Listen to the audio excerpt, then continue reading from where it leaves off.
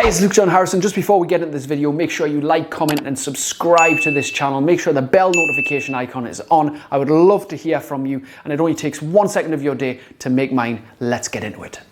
I was asked quite a while back now about if my life had improved since I quit drinking. And without hesitation, I said absolutely. Because when I was asked that, I'd been quit drinking for quite a long time.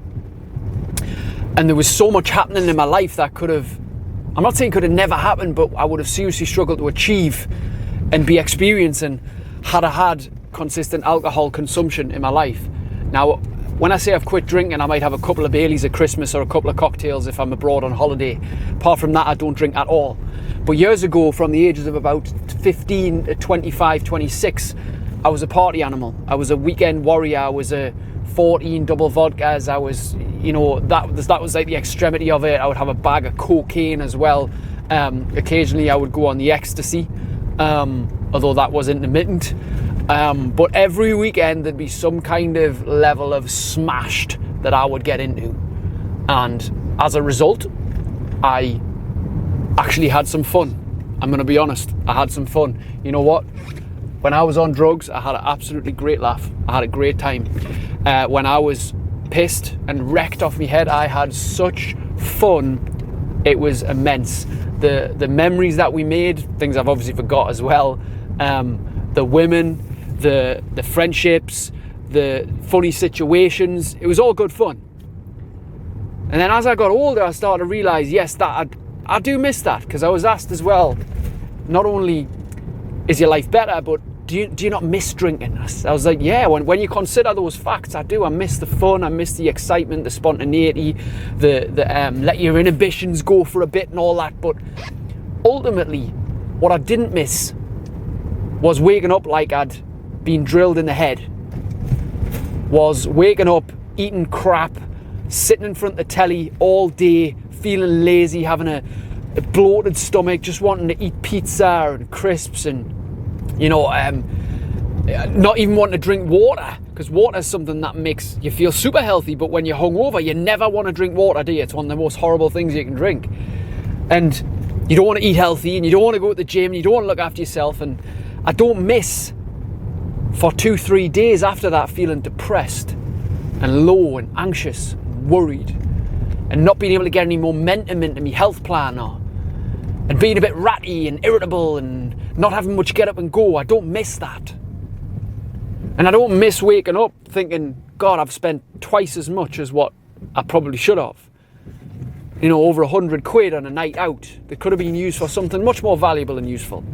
I don't miss waking up next to somebody that I really regretted being next to, if you know what I'm saying. I don't miss the times when I was really so intoxicated that I couldn't remember what had happened, and then I got told what an embarrassment I was. I don't miss those times. See, now I'm 35 and I took my last line of cocaine 5 years ago, and I realised at that time when I took it, because I had a little bit of time off it, and I was like, you know what, this is not for me anymore. This doesn't serve my higher purpose. This doesn't help supercharge my life. It doesn't help regenerate me. Like, yeah, you can get an immediate fix from a line of cocaine, or if you have a few double vodkas in a dance, you can get a little bit of a buzz and a high. You can smoke a joint and get a high, but to get it naturally is harder. But ultimately, when you learn how to supercharge your life naturally and how to really understand how to make yourself feel better through natural means, it makes you so much more inclined to live a healthier lifestyle. So do I miss drinking in certain respects? Yes, but my life has increased dramatically because of not doing it. And the reason why that is very simple, and here's the reason why you drink. You drink because you link enough perceived benefit to the behavior.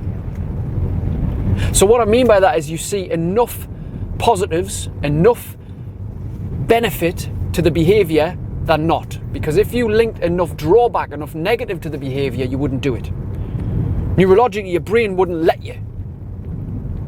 Like, you know, if you put your hand in a hot stove into fire, you will get burned. You will absolutely know that. There's far too much negative connotations to that. There's far too much drawback than positive.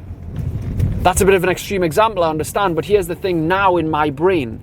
I've rewired it enough to know that me getting pissed would lead to so much negativity, would lead to so much drawback, would lead to so much setback that I can't allow myself to do it. And that's not to say that I have less fun in my life, because I have a lot of fun in my life right now. I have a lot of fun. Even in this whole lockdown that we find ourselves in, I'm still finding ways to get excited about things. But you do need to consider this. If there is something in your life which is lacking, and you are trying to fill that void with drink, and you're leaving feeling more miserable, more low, more depressed, then you got to start thinking about what more benefit could I have in my life if I stop this behavior. But the thing is, a lot of you might want to even stop drinking. You might not even want to stop drinking, you might just want to get a handle on it. But let's say you want to stop, and you've got that idea in your head of, I want to stop drinking. Well, the thing is, when you stop something and you force yourself, which is what most people do, they leave it to willpower, you force yourself not to do it, then all you can think about is wanting to do it, right? This is what happens. We always just, what we can't have, we want. It's the forbidden fruit, right? I desire it. And then what people do is they try and have it in the house and try willpower to not drink it, and it gets drunk. Like if you're wanting to stop drinking, why have you got it in the house? Doesn't make sense, right? Doesn't make sense. You've got to start to think about this a little bit more logically on what is most useful for you. And this is what I help people do within my coaching programs, and people who mentor with me, is I help them replace behaviors with good habits. And that's what we got to think about doing now. So if your downside is the drink, but yet you've made a commitment to exercise on a morning, for example, you know that if you drink, you will not get up for the exercise. But let's say you've committed to a program and you're held accountable and you know you must show up. That is a tool that will help you gain leverage to not drink. If you knew you had to get up early at a specific time and be at a specific place or whatnot, you know you would not drink. This is what we're doing inside my Supercharge program. We get people to train on a morning, and we give set days and set times, and you ask for it. And if you're not there, you're going to have to give an excuse. And if your excuse is, oh, I had a drink last night, it's not acceptable. It's not acceptable. But that's okay. It just means you're perceived having a drink more beneficial than looking after your health. And that's where most of us go wrong, is we link too much benefit. Oh, it helps me stress. It gives us a little bit something to look forward to. It helps me unwind and relax. But the fact is, you can find de-stressing tools like being relaxed, and you can unwind a more useful way. Just consider that maybe right now you just haven't found the method that works for you. And you've got to leave your mind open to newer options of saying to yourself, look, maybe it's time I use a different approach. Maybe it's time I reached out to somebody and got some help with that. If you think I'm that coach, brilliant, send me a message. Let's chat about it. I'd love to talk to you. I'd love to try and help you. But the thing is, we always do things, no matter what the behavior, even if we perceive the behavior as bad, right? If we're fat and we can't stop eating, and we perceive eating as bad, we're going to continually do it, even though we know it's bad, as long as we see enough benefit to the behavior. And we obviously do, because otherwise we wouldn't do it. We perceive enough benefit to overeating because it helps keep our identity of being the big lad. It helps us de-stress and unwind. We wouldn't know who we are without it. It fills a void of helping us to connect with family because you eat together and you enjoy the experience. It fills enough benefits for you to do it. Because if there was enough perceived drawback, as in there was enough negative to it, you wouldn't do the behavior.